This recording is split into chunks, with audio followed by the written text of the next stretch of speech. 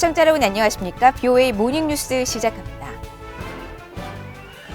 조 바이든 행정부 출범 이후 진행되어 온 미국의 대북 정책 검토 작업이 최종 단계에 이르렀으며 가능한 모든 선택지를 고려해 철저한 검토가 이루어졌다고 백악관이 밝혔습니다. 이런 가운데 북한의 미사일 발사 등의 문제를 논의하기 위해 비공개 회의를 주도했던 유엔 주재 미국 대사는 북한 문제가 유엔 안전보장이사회 차원에서 다시 논의될 것이라고 밝혔습니다. 첫 소식 함지하 기자가 보도합니다. 조 바이든 행정부 출범 이후 진행되어 온 미국의 대북 정책 검토 작업이 최종 단계라고 카린 장 피에르 백악관 부대변인이 밝혔습니다. 피에르 부대변인은 31일 피츠버그로 향하는 대통령 전용기에서 대북 정책 검토 진행 과정을 묻는 기자 질문에 이같이 답하고 모든 선택지를 포함해 철저히 검토했다고 말했습니다. We are in the final stage of our intensive multi-stakeholder North Korea policy review. This has been a thorough interagency review of U.S. policy towards North Korea, including evaluation of all available options to address the increasing threat posed by North Korea to its neighbors and the broader international community. 피에르 부대변인은 또 대북 정책 검토 과정에서 행정부 내 다양한 의견을 통합하고 민간 연구단체들과 외부 전문가들, 지난 행정부 인사 등 광범위한 의견을 청취했다고 밝혔습니다. 그러면서 오는 2일 열리는 미한일 3국 안보담당 회담에서 최종적으로 논의될 것으로 기대한다고 덧붙였습니다. 또 미한일 안보담당 회의에서 다뤄질 주요 안건을 묻는 질문에는 전날 백악관의 발표를 인용하며 대북 정책 검토를 비롯한 외교 정책과 영내 현안이 다뤄질 것이라고 밝혔습니다. 이런 가운데 린다 토머스 그린필드 유엔 주재 미국 대사는 이날 유엔 안보리 3월 의장국 임기를 마치며 가진 순회 의장국 결과 보고 기자회견에서 최근 탄도미사일 발사 등과 관련된 북한 문제를 언급했습니다. 그린필드 대사는 북한 미사일 문제 등으로 대북제재위원회 회의를 소집했다면서 전문가 그룹의 상황 검토 후 다시 북한 문제를 다룰 회의를 소집할 것이라고 밝혔습니다. We had a 1718 Sanctions Committee meeting. The Sanctions Committee made the decision that they would ask the group of experts to review the situation and come back and report to us. But we will be meeting on this issue again in the context of the Security Council. 앞서 안보리는 북한의 미사일 발사 문제를 논의하기 위해 미국 대표부의 요청으로 26일 안보리 산하 대북제재위원회 비공개 회의를 소집했고 30일에는 안보리 차원의 비공개 회의도 열렸지만 성명서 채택 등 대응 조치는 없었습니다. BOA 뉴스 함지하입니다. 미국 국무부가 유엔 안전보장이사회 대북제재위원회 전문가 패널에 북한 탄도미사일 관련 정보를 제공할 것이라고 밝혔습니다.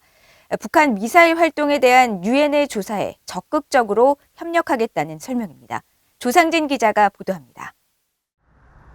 미국 국무부 대변인실 관계자는 31일 북한 탄도미사일 발사에 대한 유엔 안전보장이사회 비공개 논의가 성명 발표 없이 끝난 이유를 묻는 BOA의 질문에 북한의 탄도미사일 정보를 유엔에 제공할 뜻을 밝혔습니다. 국무부 관계자는 미국과 동맹국들은 북한 탄도미사일 발사에 대한 조사를 지원하기 위해 유엔 안보리 대북제재위 전문가 패널에 미국 정부가 확보한 정보를 제공하고자 한다고 말했습니다. 또 중국과 러시아의 반대가 유엔 안보리 회의에서 후속 조치가 도출되지 않은데 영향을 미쳤느냐는 질문에는 즉답을 하지 않고 지난주 대북제재위 회의를 열었고 이는 중요한 첫 단계였다고 평가하면서 30일 유엔 안보리에서 북한에 대한 추가 논의를 했다고 덧붙였습니다. 앞서 프랑스와 영국, 노르웨이, 아일랜드, 에스토니아 등 5개 유럽 국가들의 요청에 따라 30일 소집된 회의에서 여러 나라가 북한의 탄도미사일 발사에 우려를 나타낸 것으로 알려졌지만 성명서 채택 등 대응 조치는 나오지 않았습니다. 국무부 관계자는 미국은 현재 대북 정책을 검토하고 있으며 바이든 행정부는 동맹, 파트너 국가와 함께 협의하고 있고 북한이 긴장을 고조시킬 경우 대응할 준비가 돼 있으며 비핵화를 위한 외교에도 준비가 돼 있다는 것을 매우 분명히 밝혀왔다고 강조했습니다. 한편 국무부 관계자는 북한의 영변 핵시설에서 핵물질 추출에 사용되는 건물들이 가동 중이라는 미국 전략국제문제연구소 CSIS의 최근 분석에 대해 북한의 불법적인 핵과 탄도미사일 프로그램은 국제평화와 안보를 심각하게 위협하고 국제 비확산 체제를 약화시킨다고 우려했습니다. 앞서 CSIS의 북한 전문 사이트 분단을 넘어서는 30일 촬영한 위성사진을 분석한 결과 영변 핵시설 내 방사 화학실험실 내부 굴뚝에서 증기가 피어오르는 것이 관측됐다며 이것이 재처리 활동 자체를 나타내는 것은 아니지만 누군가 이 건물을 점유해 열을 가하고 있음을 보여주는 것이라고 지적했습니다. VOA 뉴스 조상진입니다. 미국의 전직 관리들은 미북 양국의 신뢰 구축 방안으로 한국 정부가 거듭 거론하고 있는 한국전 종전선언 구상을 거부하지 않고 큰 틀에서 볼 것이라고 예상했습니다. 다만 종전선언이 미북 비핵화 협상 재개를 위한 돌파구가 되진 못할 것이라며 회의적으로 지적했습니다. 이조은 기자가 보도합니다.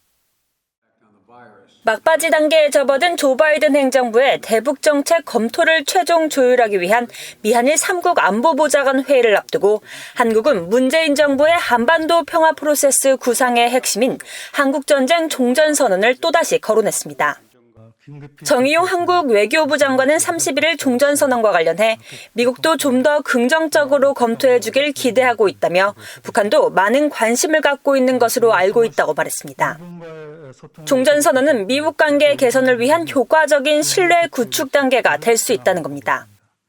이와 관련해 전직 관리들은 바이든 행정부가 한국 정부의 이런 구상에 부정적 입장을 보이진 않겠지만 동맹 공약 유지 등 큰 틀의 한반도 정책에서 검토할 것으로 내다봤습니다. 종전선언 추진의 취지는 이해하겠지만 핵 역량을 강화하고 있는 북한에 미군 철수 등의 빌미가 될 수 있다는 겁니다. I don't see that the U.S. wants to reject something like that. At the same time, I don't think that the U.S. wants to give North Korea some kind of excuse for saying, now that the war is over, get your troops out of South Korea. 로버트 갈루치 전 미국 북핵 특사는 역시 미북 관계 정상화라는 큰 맥락에서 종전선언이 포함될 것이라고 말했습니다. 당장 먼저 해야 할 것은 아니라는 겁니다. I'm sure they have a place in their plan for where the Treaty of Peace would fit, along with other moves that would normalize relations between the DPRK and the USA.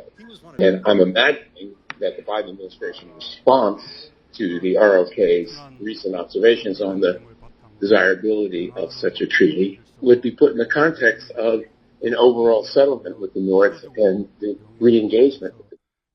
종전선언이 미북 대화 재개의 문을 열 것이라는 견해에는 대체로 회의적입니다. 힐 전 차관보는 북한은 종전선언에 따른 주한미군 철수나 미한 연합군사훈련 중단과 같은 실질적인 조치를 원하는 반면 미국은 비핵화 진전을 원할 것이라며 미국과 한국의 조치가 북한을 만족시키긴 어려울 것이라고 말했습니다. 갈루치 전 특사는 북한은 종전선언 등 평화협정 이상을 원하고 있다며 특히 제재 완화를 비롯해 관계 정상화의 일반적인 기준이 되는 여러 조치들을 원한다고 지적했습니다. 반면 조셉 비트라니 전 국무부 대북 특사는 제재 완화와 연합훈련 중단은 북한이 원하는 것의 큰 부분을 차지한다면서도 종전선언 등 평화협정은 미북 양국의 신뢰 구축을 위해 중요한 조치라고 말했습니다.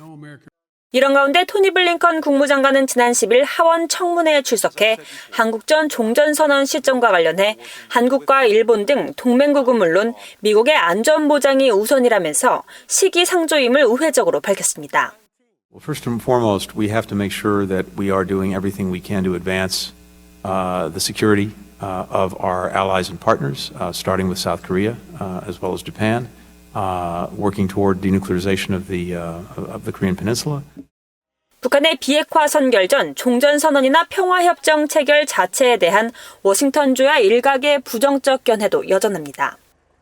에반스 리비와 전 국무부 동아태 담당 수석 부차관보는 VOA에 북한이 현재 관심 있는 유일한 대화는 북한의 핵무기를 정당화하고 한국에 대한 미국의 방어 역량을 감소시켜 미한 동맹을 약화시키는 군축 협상뿐이라고 주장했습니다.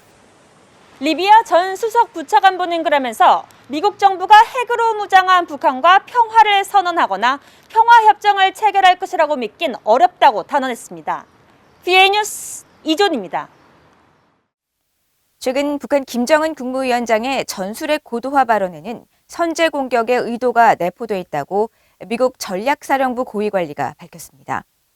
미국 전략사령부 작전기획정책국장인 퍼디난드 스토스 공군소장은 31일 미국의 민간 연구단체인 한미연구소가 주최한 화상대담에서 김 위원장의 전술핵 고도화 발언의 본질은 위력의 정도나 사거리가 아닌 핵 선제 공격 의도를 내포한다고 평가했습니다.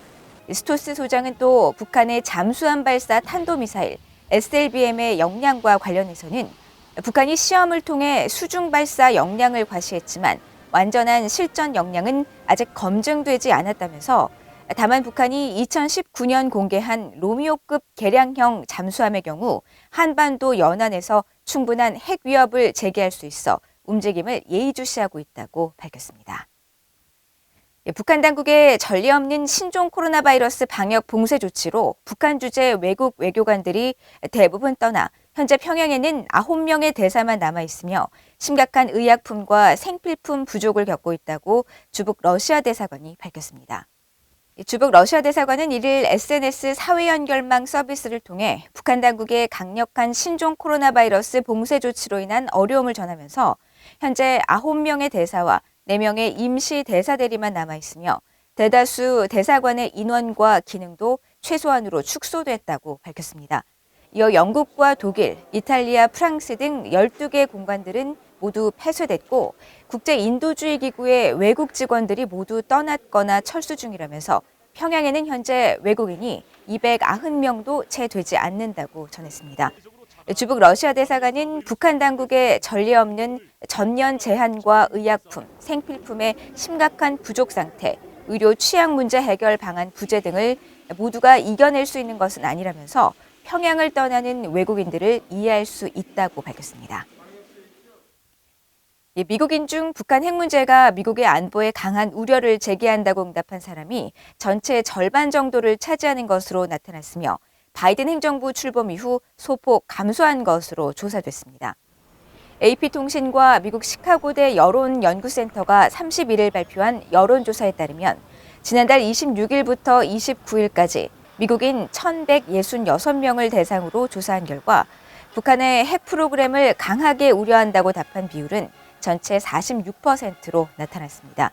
이는 전임 트럼프 행정부 시절이던 지난해 1월 조사 당시 53%에 비해 소폭 감소한 것으로 바이든 행정부 출범 이후 민주당 지지층의 응답률이 61%에서 41%로 감소한 것이 영향을 미쳤다고 AP통신은 전했습니다.